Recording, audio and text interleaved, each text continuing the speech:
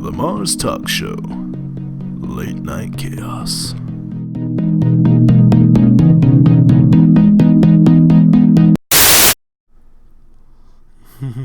Yes. Good evening, ladies and gentlemen. I'm so sorry to say, but your usual host, Chris Marz, is unfortunately unavailable for this evening. So tonight's show, it is going to be you and me. I do hope you're all finding yourselves having a wonderful evening. I know I am. For tonight, I wish to share with you a few stories. I do hope that you find yourself in a nice place that you find secure and safe. Perhaps at home, in your favorite chair, or perhaps snuggled up in bed, or cuddling with a loved one. I hope you are, for you're going to need it. Let's go ahead and move to the first story of this evening.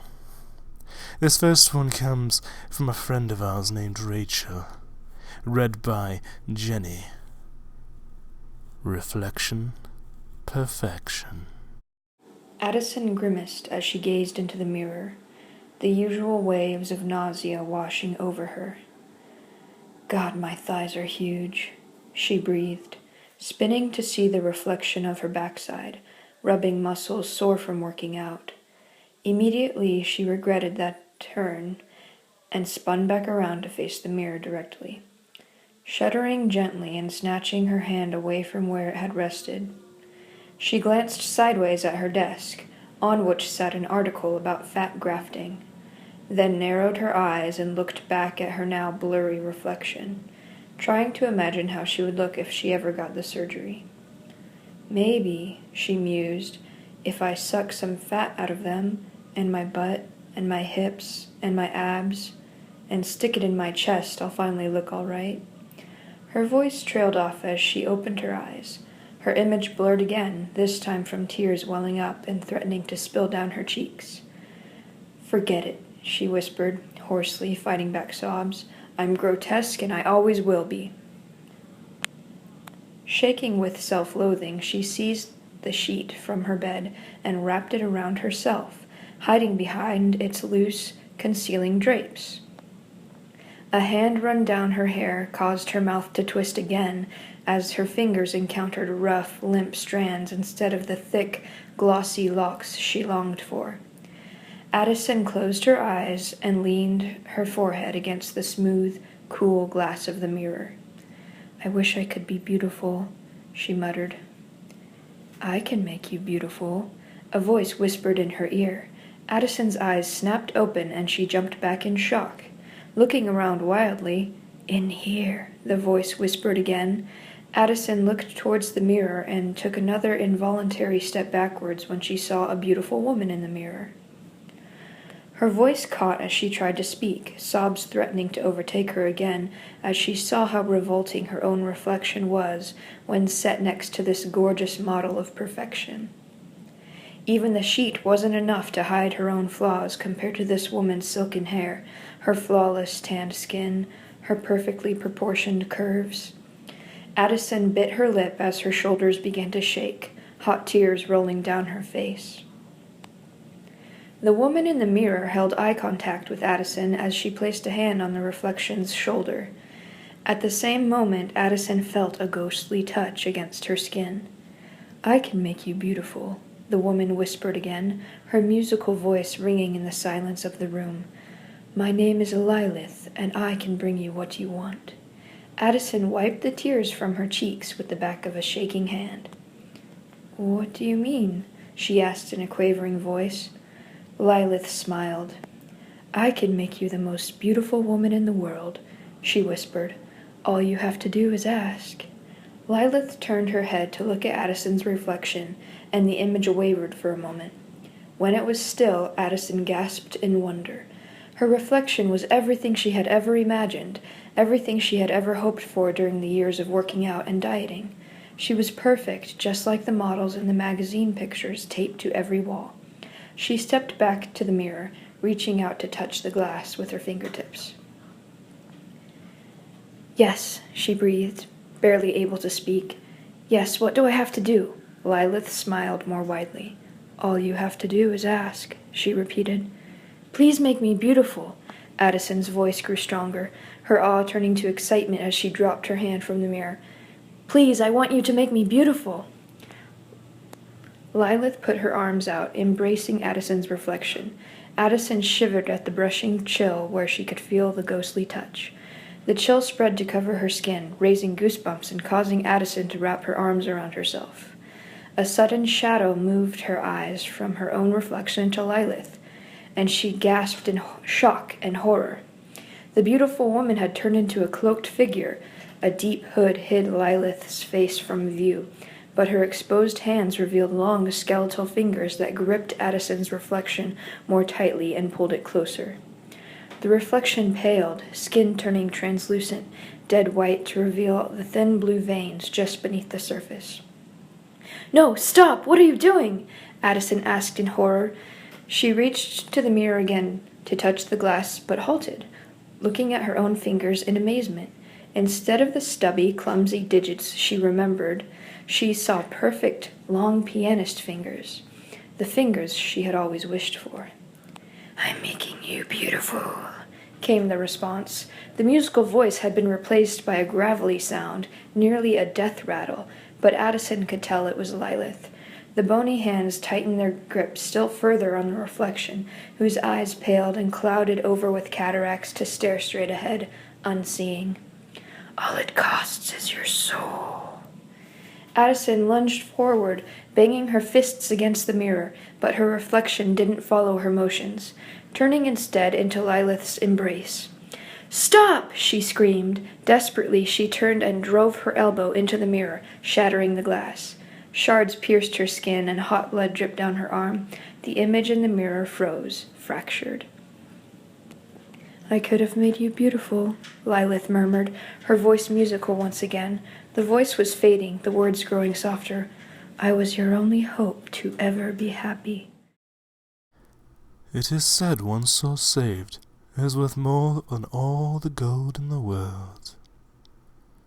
Fortunately for me, I don't have to worry about such things. Very well then, on to the next one. This next one is called Why They Are Called Sixes, read by Harrison Tyler. I want to tell you about my life and the strange things I've seen, and before I do, I want you to understand that my actions in the end had reasons. I was born to a single mother. She was only 15 around the time I was born, and she wasn't exactly ready to be a mother. Apparently, my dad was even less ready, because his parents ended up sending him to boarding school, so he wouldn't have to be responsible for me and my mother. We were mostly supported by her parents, but otherwise we were completely alone. I started discovering my gift when I was about 5 years old. My great-grandmother had passed away. I felt really confused when I walked into the viewing room of the funeral parlor and saw my gran sitting in a chair next to her own casket. At that point, I already grasped that death meant that you weren't gone forever. Or that you were gone forever, rather. And yet, there she was. My confusion was overpowered with my relief. Approaching her, she seemed different. There, but not quite the same. Like when you're picturing something in your head. Your eyes are open and you're clearly seeing what's in the room, but something entirely different at the same time. She whispered in my ear, kissed my forehead, and disappeared. I walked up to my mom and asked her about the roses in Italy as Gran had instructed. To this day, I still don't know what that meant, but it was something important enough to make my mother fall to her knees. She held me, and it was the only time that I remember feeling like she truly loved me. As I grew, my gift became a little more apparent. I'd see people I wasn't supposed to see, and in everyday situations. A few would even notice and follow me home. I didn't mind. None of them ever imposed or tried to harm me. They just wanted company, and until they figured out how to move on or they found someone that was more interesting to follow around. I talk about it as if it were normal. My mother put forth no effort to stop me, but still acted embarrassed when I did it around other people. No one took it seriously, though. Not like my mom did. Honestly, I think she feared me for a while. When I was about 8, things changed, and it was all due to Mom meeting a man named Mike. He was lanky, he smelled bad, and talked too loud. Still, he had a more stable job than Mom did, so she fell right into his lap. He wasn't a horrible guy at first, just kind of greedy. My mom told him about my gift, and he came up with the master plan to use me as a pay pig.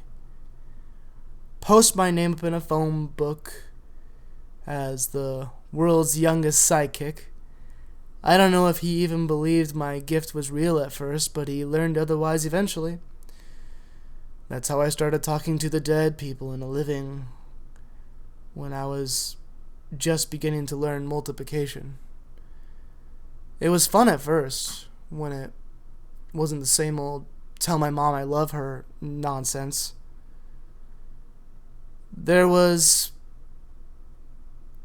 a case when I was 13 where I was seeing a family who believed the spirit of a 4-year-old girl was haunting their house. They claimed that they didn't intend to make the girl leave. They just wanted to learn more about her so they could make her more comfortable in their home. When I walked into the house, there was definitely no little girl. There was, however, a gray, non-human entity crouched on their 17-year-old son's back. Its skin looked like paper, and its eyes fully blood red. It came in human-like shape, but it was far from human. These non-humans were something I called sixes.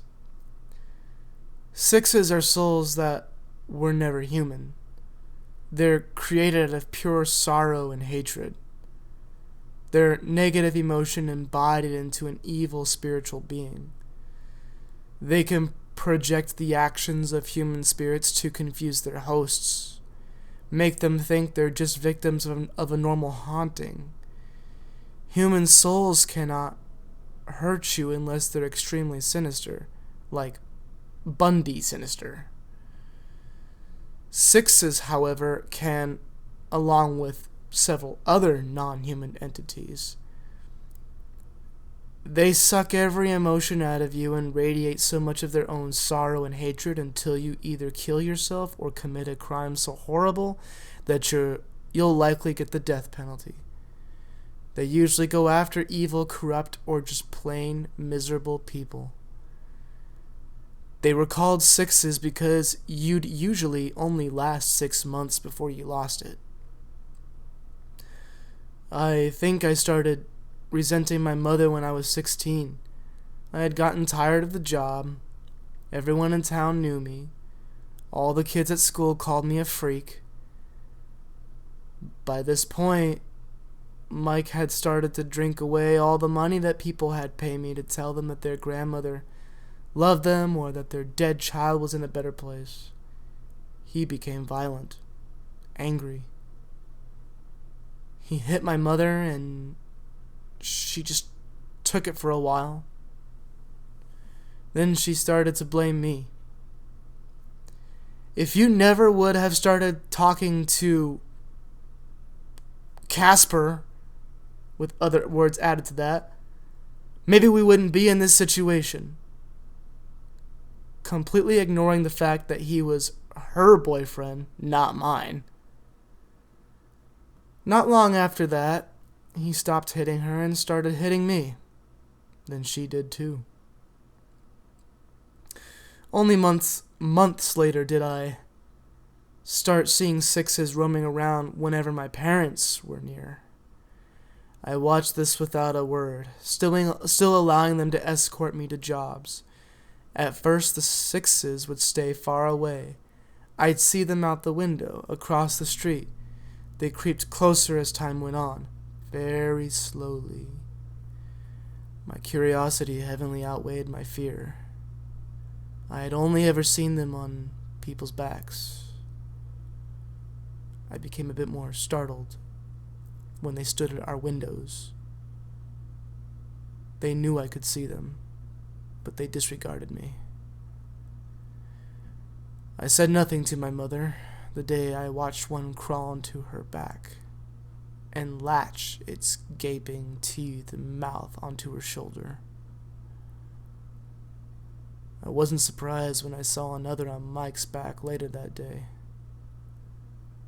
I thought about telling Mike and my mother, calling upon a specialist to help get rid of the sixes that had only just begun to drain my sad excuse for a family. Then I thought about finally being alone, never having to do jobs that they told me to do, never being subjected to a drunken lecture about my responsibility to support my family, never explaining my bruises away to teachers. So I didn't tell them. I just sat back and enjoyed the show. And what a delightful show that must be to watch. They're not as enjoyable as this one tonight. After all, we are having such quality time spent together. I am enjoying it very much. We have one last story to share with you tonight. It simply has the name Click, and read by, well, none other than the host who's missing tonight, Marz. How delightful. Something had been bugging me all day. Something important. Something I should remember. But I couldn't. The more I tried to remember it, the more it eluded me. Typically, if traffic allows, I would be at the station by 7, topping up my thermo before anyone in my squad even pulled into the lot. Dorothy would have been the only one there, punching out from her overnight rotation as soon as I sat at my desk. But traffic was terrible, so I got there at 7:15. And Dorothy looked at me with a smirk, as if about to comment my uncharacteristic time of arrival. 7:30. I stared at the calendar. The 5th of March. Still couldn't put a finger on it. What was it about today? I searched the desk for clues. Somewhere among the mountains of unorganized paperwork and general desktop clutter. My badge, picture of my wife, statements, court briefs. I was supposed to be at the courthouse. How on earth did I forget? I checked the time. 7:45. I was gonna be late. Better late than never. I rushed out of the building and into my cruiser. It's a 20-minute drive. I made it in 10. 10:15. Coffee was cold. I took a gulp anyway. Lucky guy was off the hook. Entrapment. What a joke. His buddies aren't going to be as lucky, I assured myself. I walked to my cruiser and noticed cars on the road decelerating as they passed by. They always do. Except for that one guy in the black Camaro. He was going at least 15 over. Someone else will get him. I reached into my jacket for a piece of Nicorette, Nothing there.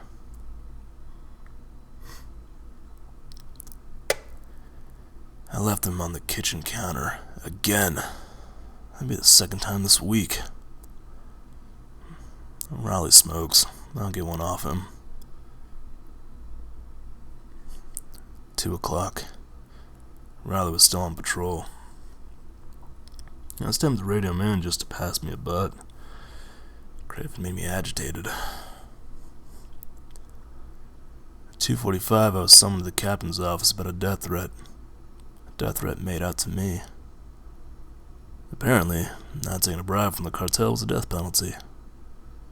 I declined him the offer for time off, but agreed to stop at work myself. 4:30. The station seemed quieter than usual today. Something seemed off. A weird vibe in the air. What's with John? Every time I caught him looking my way, he would shift away his glance. There's something on my face? Ran a hand over my face to check.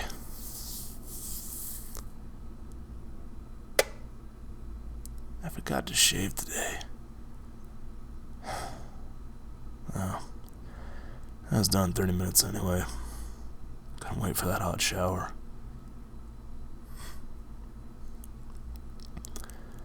5:20. Traffic was terrible again. Raindrops drummed away on the roof of my car. Windshield wipers were making that squeaking sound. The idiot just cut me off. Around 6:05, I pulled into my driveway. My wife's car wasn't there. She's usually home by this time. I stayed in the cruiser for another minute and looked over my shoulders to the left and the right, unsure of what exactly I was looking out for. Just instincts at work, I guess. I stepped out of the car and walked to the curb. I saw a black car parked on the side of the road about a half block down. I couldn't tell the make and model. Pouring rain made it hard to see. If I had to guess, it looked like a Camaro. Like the one I saw speeding away at the courthouse this morning. My muscles tensed. I lowered myself into a half crouch and tiptoed back towards the cruiser in the driveway. I ducked behind it, peeked over the entrance of my house. The blinds moved. Someone had been watching me from the inside. I was sure of it. I drew my gun. I went around the side to the back of the house, staying as low as I'd tread in the shadow. I should call for backup, I thought.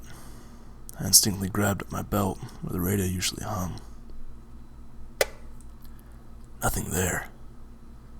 I left in the cruiser at the station, but it wasn't time to ponder about that. I took up the cell phone to call my partner instead. My thumb hovered above the screen. My wife came to mind.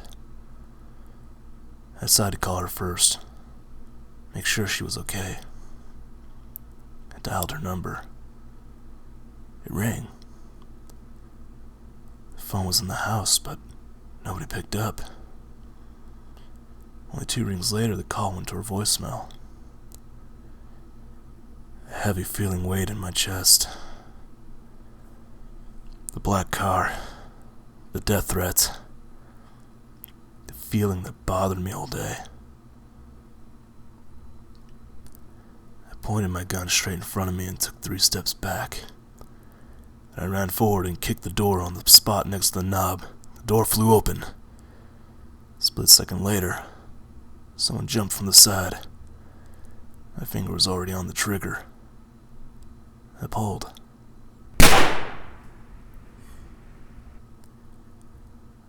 6:15. The lights came on. Dorothy screamed. Riley slowly rose from behind the counter. The others came out of hiding. Their mouths were open, but no one said a thing.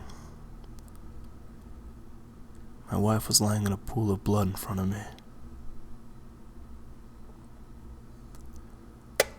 It was my birthday.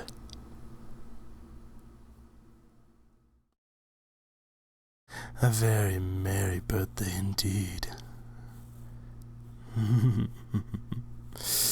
I hope that your birthdays are just as enjoyable, and I hope that this evening, as you lay your head to rest, is filled with wonderful sweet dreams. Good night, my dear friends. Good night.